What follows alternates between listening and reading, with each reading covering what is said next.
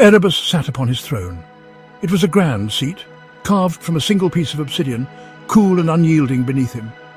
From this dark eminence he did not gaze upon the fiery pits or shadowy landscapes of his own vast, sprawling domain. Instead, his ancient eyes were fixed upon the distant human world. It shimmered in his vision, a delicate bubble of light and life, so very different from his own realm of eternal twilight. He watched their tiny figures, bustling with an energy that both fascinated and saddened him. He often wondered what it was truly like to live under a bright sun, or to feel the rain without it being acidic. The crown he wore, a circlet of jagged black gems, felt heavier with each passing century of observation, a constant reminder of his lonely vigil. Unlike the demon lords of old tales and whispered nightmares, Erebus harboured no desire for conquest. He did not crave the screams of the vanquished or the sight of burning human cities. His secret, deeply held wish was for something far simpler, something almost laughably mundane for a being of his immense power. Erebus dreamed of quiet. He longed for a small, unassuming cottage, perhaps nestled beside a still, dark lake where the stars reflected perfectly. In these daydreams he tended a garden, not of tormented souls, but of rare night-blooming flowers, their petals soft as moth wings. This yearning for a peaceful, unremarkable existence was a fragile thing, a secret he kept locked away in the vast, echoing chambers of his weary heart. His power was undeniable, a force that could shatter mountains with a thought, or summon legions of fearsome creatures, beings born of shadow and primal terror. He could command the very elements of his dark world, bending them to his will. Yet, this incredible strength brought him no satisfaction, no thrill of omnipotence. It felt more like a burdensome cloak, woven from threads of endless responsibility and an ancient unspoken dread. He found more solace in the rustle of old parchments, the unique scent of ancient ink on brittle scrolls, and the quiet, undisturbed company of forgotten lore.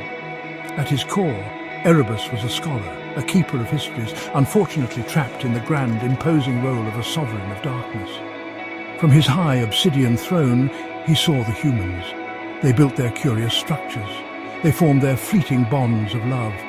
And they inevitably fought amongst themselves with a passion he found perplexing. So much vibrant energy, so much untapped potential for greatness, and yet so much of it was squandered on needless fear. They feared the unknown shadows beyond their torchlight. They feared the whispers of the wind, and most of all, they feared him and his kind. He observed their flickering candles piercing the night, each flame a tiny spark of hope, or perhaps a tiny defiant spark against the terror they imagined. He wished with a profound ache that he could simply tell them he meant no harm, that his only desire was for a quiet understanding between their worlds. After long contemplation, Erebus made a decision. He would try. He would extend a hand, or rather a claw, across the vast yawning chasm that separated their worlds. It was an undeniable risk, a gamble of monumental proportions. His own kind, the myriad denizens of the underworld, might not understand his motives. The other demon lords, proud and warlike, craved conflict and thrived on the delicious chaos of battle. They would likely see his actions as a sign of weakness, a betrayal of their very nature. But Erebus felt a deep, compelling need to make this attempt, for the sake of a peace he so desperately craved, for the quietude of his own ancient, tired heart. He had to make the humans see beyond their ingrained fears. He began to gather his offerings, his tokens of goodwill. These were not to be weapons forged in infernal fires, nor were they to be artifacts of dark, corrupting magic. Instead, Erebus chose gifts of knowledge and creation. He selected scrolls detailing the secrets of potent healing herbs, methods to make their fragile crops grow strong and abundant through difficult seasons. He included meticulously drawn star charts, designed to help them navigate the darkest, stormiest nights at sea. There were even blueprints for wonderful, sturdy buildings and transcriptions of ancient, ethereal songs that spoke not of despair, but of a profound and timeless beauty. These were his offerings, treasures of wisdom, not of war, meant to enrich, not to enslave. With the same care he took in selecting the gifts, Erebus chose his messengers. He would not send his fearsome, horned warriors, nor any of the hulking, monstrous beasts with eyes like burning coals that roamed his kingdom. Instead, he dispatched the gentlest spirits of his realm, shy, luminous creatures composed of mist and soft moonlight. They carried no weapons, only the carefully prepared gifts and his earnest message of peace and cooperation. They were instructed to approach the human lands with humility, to be patient in their dealings, and to show no hint of aggression or menace. They were to simply offer what they carried, their forms shimmering like soft, hopeful whispers as they departed from his dark domain. A flicker of hope, a small, warm, and almost forgotten flame, ignited in Erebus's ancient heart as he watched them go. His ethereal envoys, fragile beacons of his intent, drifted slowly towards the human lands, their light soft against the perpetual gloom of his kingdom's edge. Perhaps this time, he thought, just perhaps the humans would see. They might look past the monstrous reputation of his kind, see beyond the horns and shadows that defined him in their legends. They might perceive the genuine, heartfelt desire for friendship and mutual understanding he held. For a brief, precious moment, Erebus allowed himself a sliver of optimism, a rare and delicate feeling for the Demon King, who had seen too much despair. In the sunlit human lands, far from Erebus's shadowy throne, there lived a man named Lord Valerius. He was a figure of considerable power and influence, widely respected, or perhaps more accurately, widely feared by the common folk. He dressed in the finest silks, dyed in vibrant colours that seemed to mock the muted tones of Erebus's world, and he resided in a grand, imposing castle with high, crenellated walls. His voice was as smooth as oiled steel, capable of swaying crowds and bending wills. He spoke often and with great passion of the myriad dangers lurking just beyond their borders, dangers that festered in the shadows, dangers that emanated from the demonic world. He made certain everyone knew he was their shield, their vigilant protector. Lord Valerius found the existing state of affairs, the simmering fear between humans and demons, to be exceptionally profitable. He made a handsome living from this pervasive dread. He manufactured and sold weapons, from simple swords to complex siege engines. He oversaw the construction of extensive fortifications, walls and watchtowers, all designed to keep the demonic threat at bay. He collected substantial taxes from the populace, all in the name of providing an impenetrable defense against the horrors Erebus supposedly plotted. If true peace were to ever break out, his lucrative enterprises would crumble. His carefully cultivated power and influence would inevitably fade. Lord Valerius did not want peace. He needed the people to remain perpetually scared, for frightened people were so much easier to control and so much more willing to pay for his brand of safety. So when Erebus's gentle, mist-like messengers arrived, bearing their innocuous gifts of knowledge and goodwill, Lord Valerius saw not an opportunity for peace, but a threat to his prosperity. A cold, thin smile touched his lips. He twisted the truth with practiced ease. "Behold," he thundered to the gathered crowds, his voice ringing with false alarm.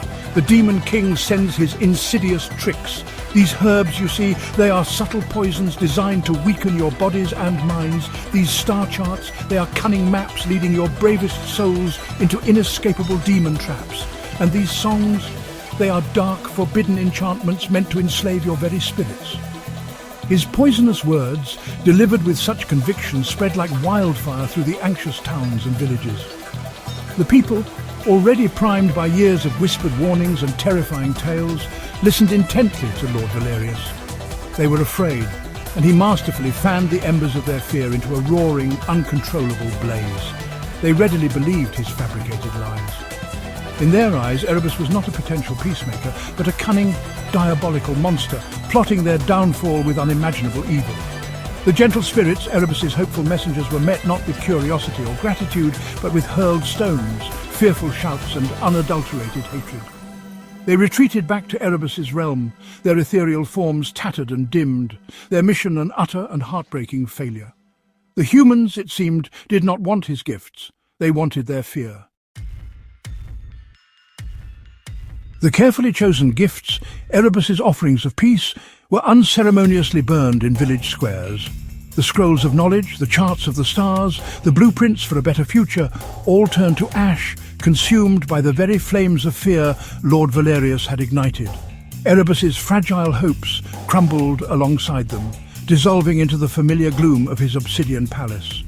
The human realms, once just distant lights, now seemed to pulse with a more focused animosity. Their borders became heavily armed camps, bristling with sharpened steel and suspicion. Their priests, incited by Valerius's rhetoric, preached impassioned sermons of a holy war, a righteous crusade against the demon kind. Every unexplained shadow was now interpreted as a lurking threat, every rustle of leaves in the night, a demon's conspiratorial whisper. The bridge Erebus had so carefully tried to build had not just collapsed, it had been violently torn down. Then, a different kind of message arrived at Erebus's throne. It was not carried by a gentle, shimmering spirit, but by a grim-faced human knight, his figure encased in shining, unforgiving steel armor that reflected no light from Erebus's shadowed hall. The scroll he carried was not an offer of dialogue, but a formal, unequivocal declaration, a declaration of war. It bore the seals of numerous human kings and queens, all united, it claimed, against a common demonic enemy. It was clear that Lord Valerius, with his venomous words and influential position, had successfully instigated this grand, tragic alliance. Humans were uniting, not for peace or understanding, but to attempt the utter destruction of the demon world, to eradicate Erebus and all his kind. The knight, with a contemptuous flick of his wrist, threw the parchment at the foot of Erebus's throne. Erebus slowly bent down and picked up the scroll. His long, dark fingers, usually so careful and precise when handling ancient texts and delicate artifacts, trembled slightly, almost tearing the coarse parchment. He read the bold, angry words, the calligraphy sharp and aggressive. He felt no surge of demonic rage, no familiar thirst for battle that his ancestors might have welcomed. Instead, a deep, profound weariness washed over him, settling upon his ancient spirit like a heavy, suffocating shroud. So much patient effort, so much carefully hoarded hope, all expended for nothing, all met with misunderstanding and hostility. The humans wanted war. It seemed they would have it, but his heart, the part of him that yearned for quiet gardens, would not be in the conflict. He lifted his gaze once more, looking out towards the distant, shimmering human world. Now it seemed less like a fragile bubble of light, and more like a gathering storm, menacing and formidable. Yet somewhere deep within his ancient being, buried beneath layers of disappointment and sorrow, a tiny, stubborn ember of hope still glowed. It was faint, almost entirely extinguished by the cold winds of war, but it was undeniably still there. Perhaps one day, he mused, perhaps after all the senseless fighting and needless destruction had run its course. Perhaps then, in some distant, unforeseen future, peace might finally find a way to bloom in the ravaged lands between their worlds. He sighed, a sound like crumbling stone. The weight of his crown felt heavier than ever before. He was a king. He would do what a king must.